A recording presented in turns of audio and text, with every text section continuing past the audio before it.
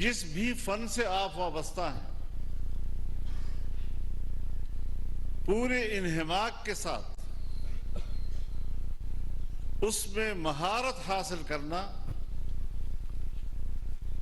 اور علمی اعتبار سے اس محاذ پر طاقتور بننا، یہ سب سے پہلا ہدف ہے ایک طالب علم کے لیے۔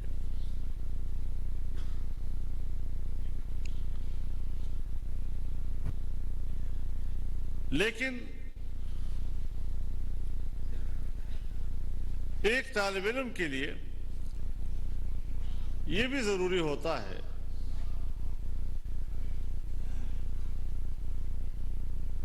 کہ وہ کچھ وقت عمومی مطالعے کے لیے بھی نکالے،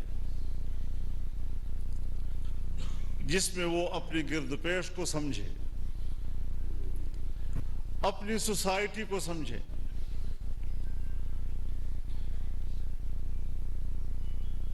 ملکی نظام میں، سیاست میں اتار چڑھاؤ کو سمجھے، بین الاقوامی تعلقات کو سمجھے، اور ہمارے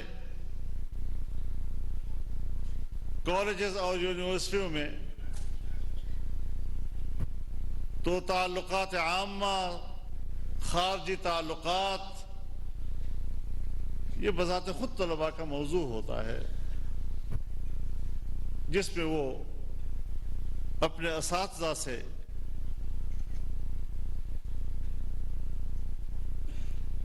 مہارت حاصل کرتے ہیں، استعداد حاصل کرتے ہیں۔ ہمارے ہاں بدقسمتی سے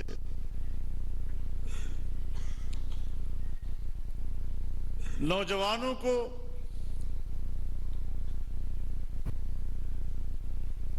تعلیمی اداروں میں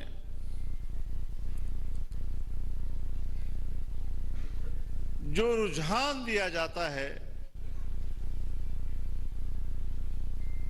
اس میں ہنگامہ آرائی، شور و غوغا، کبھی باہمی لڑائیاں، کبھی تعلیمی ادارے سے لڑائی، اور اس طالب علم کو بہت تکڑا طالب علم کہا جاتا ہے جو اچھا سے اچھا ہنگامہ برپا کر سکے۔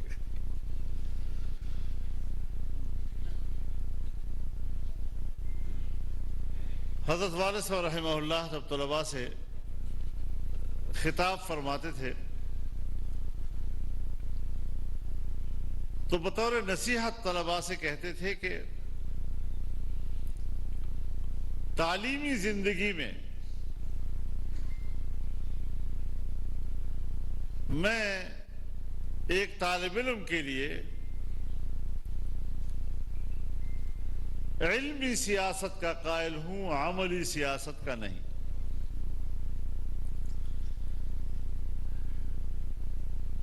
اگر آپ ایک جامعہ میں پڑھ رہے ہیں، جب تک آپ وہاں سے سند حاصل نہیں کرتے، کسی یونیورسٹی یا کالج میں پڑھتے ہیں اور آپ وہاں ڈگری حاصل نہیں کرتے، گریجویٹ نہیں بنتے، آپ کو کسی بھی ادارے میں، کسی اسکول میں، کسی مدرسے میں پڑھانے کی اجازت نہیں ہوتی۔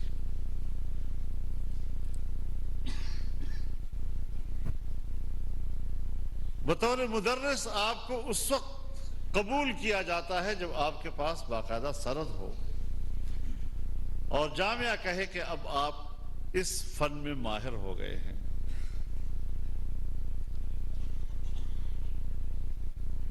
جب ہم دورہ حدیث پڑھ رہے تھے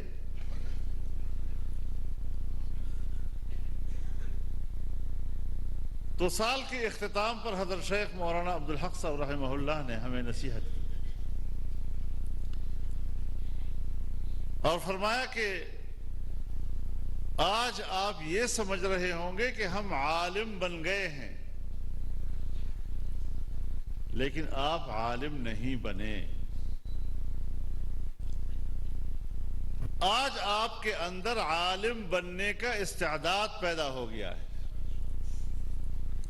اس کے بعد اگر آپ چاہیں کہ آپ عالم بن جائیں تو اب آپ بن سکتے ہیں. تو زمانہ طالب علمی در حقیقت کسی بھی علم میں استعداد پیدا کرنے کا زمانہ ہوتا ہے، اور اگر آپ نصاب سے ہٹ کر اپنی مشغولیتیں رکھیں گے تو پھر ظاہر ہے کہ اس فن کے حوالے سے استعداد میں کمی رہ جاتی ہے.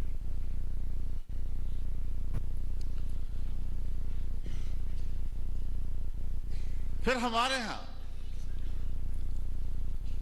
ایک عجیب تاثر عام کر دیا گیا ہے.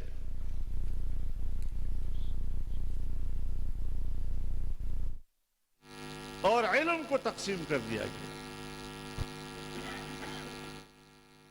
دینی علوم اور عصری علوم. یہ تقسیم کہاں سے پیدا ہو؟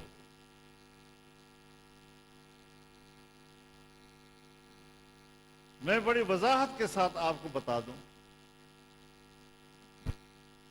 کہ علم کے اس تقسیم کے ذمہ دار بر صغیر کے علماء کبھی نہیں.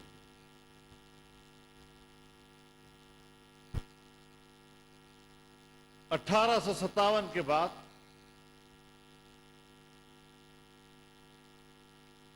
جب علی گڑھ میں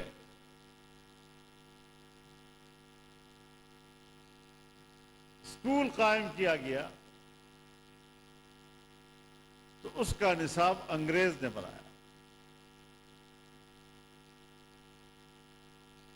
اور انگریز نے جو نصاب بنایا اور وہاں رائج کیا، اس نصاب کے اوپر بر صغیر کے علماء کا کوئی اعتراض نہیں تھا.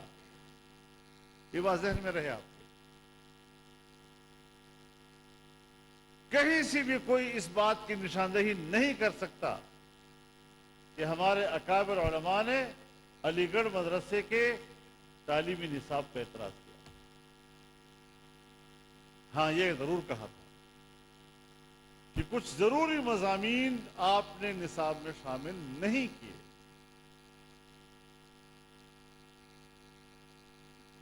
قرآن کے مضمون کو نکال دیا گیا. قرآن علوم، تفسیر، اصول تفسیر. اسی طریقے سے حدیث کے علوم کو نکال دیا گیا. حدیث ہو، اس کی تشریح ہو، اصول حدیث ہوں، پورے مضمون کو خارج کر دیا. فقہ کو خارج کر دیا گیا. علم فقہ ہو، اصول فقہ ہو، سب نکال دیا. اور اس وقت پورے بر صغیر کی سرکاری زبان فارسی تھی، فارسی کو نکال دیا. چنانچہ ان علوم کو تحفظ دینے کے لیے دیوبند میں مدرسہ قائم ہوا.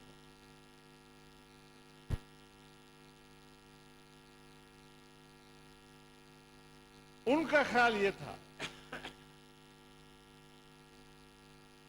کہ ایسا نصاب تعلیم بر صغیر کو دیا جائے کہ آنے والی نسلیں زبان سے تو اپنے آپ کو مسلمان کہیں، کلمہ گو کہیں، لیکن اس کے پاس دین اسلام کے حوالے سے کچھ بھی معلومات نہیں. عملی زندگی اسلام سے فارغ. اس کے رد عمل میں مدرسہ قائم ہوا. لیکن آپ کے علم میں یہ بات ہونی چاہیے کہ حضرت شیخ الہند کھیل کو جتوانے میں کردار ادا کیا. فیصل واڈا کی خالی سیٹ پر وہ امیدوار تھے، فیصل واڈا نہیں جیت سکے. ہم نے ابھی بھی کراچی سے 3 پہلے ایم این اے تھے، ابھی ہمارے 5 ایم این اے تھے کراچی سے.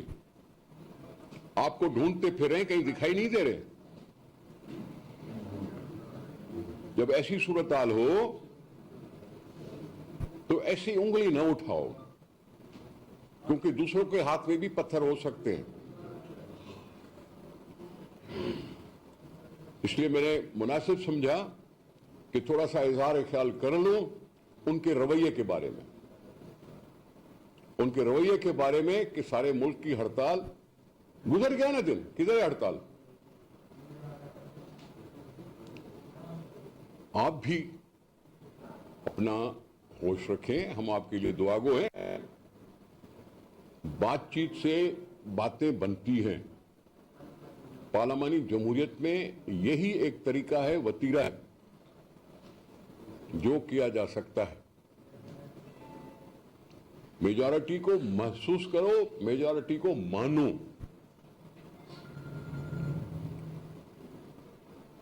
धौंस और धांधली पाकिस्तान इसको बर्दाश्त नहीं कर सकता, कराची भी इसको बर्दाश्त नहीं कर सकता। ये चंद अल्फाज थे जो आपके सामने मैंने अर्ज किए। अगर आप मुनासिब समझे तो सवाल करें तो मैं जवाब देने की कोशिश करूंगा। जमात इस्लामी से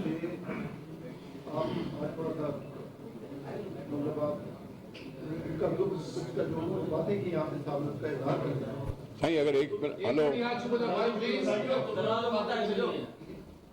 जी, तो अब कितने इम्कानात हैं साथ मिलकर हुकूमत बनाने के? क्योंकि अगर पीटीआई बुग़्ज़े पीपल्स पार्टी में जमात इस्लामी का साथ दे देती है फिर तो आप तीसरी पोजीशन पे चले जाएंगे, तो आप कितने इम्कानात समझते हैं? देखिए बात सुने, अगर जमात इस्लामी पीटीआई के साथ मिल जाती है तो मुझे पता है कि उनकी तादाद इतनी हो जाएगी, लेकिन उससे पहले अभी मेंबरान ने ओथ उठाना है। उसके बाद रिजर्व सीट्स पर लोगों की इलेक्शन होगी। इलेक्शन भी सीक्रेट बैलेट पर है, वो मरहला अभी आया नहीं, अभी से जोश में आ गए हैं। हमने उठते हुए भी कहा था कि हम सबसे बातें करेंगे, तो जमात इस्लामी से भी बातें की होंगी, लेकिन उनकी मर्जी है, उनकी मर्जी है कि जमात इस्लामी के बड़े मैंने बयानात देखें। जब हमारी लॉन्ग मार्च चल रही थी उस वक्त जमात इस्लामी पीटीआई की हुकूमत के खिलाफ बोल रही थी और एलानियन न सही लेकिन लॉन्ग मार्च की मुखालफत में नहीं बोल रही थी, क्योंकि सारी कौम बोल रही थी कि जी इमरान खान से छुटकारा हासिल करना है। अब सारी कौम बोल रही थी तो उस वक्त सिराजुल हक साहब ने भी ऐसी कोई बयान नहीं दिया था कि हमने लॉन्ग मार्च करके और बहुत बड़ा कोई गुनाह किया। हमारे एक लिहाज से हिमायती थे, खामोश हिमायती सही। अब अगर उनके साथ मिल जाते हैं तो उनका वो एक स्ट्रेटेजी है, उसकी सोच है, लेकिन बोलने वाले तो बोलेंगे, बोलने वाले बोलेंगे। हाँ, हम पे भी नाराज दिखाई दे रहे हैं जमात इस्लामी पीडीएम पर।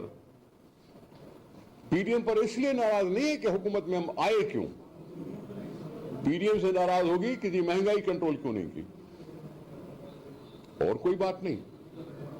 महंगाई कंट्रोल करने के लिहाज से यकीनन कोशिशें हो रही होंगी, कुछ कामयाब हुई होंगी, कुछ नाकाम हुई होंगी। कराची में रहनुमा पीपल्स पार्टी निसार खोरू जो है मीडिया से गुफ्तगू कर रहे थे।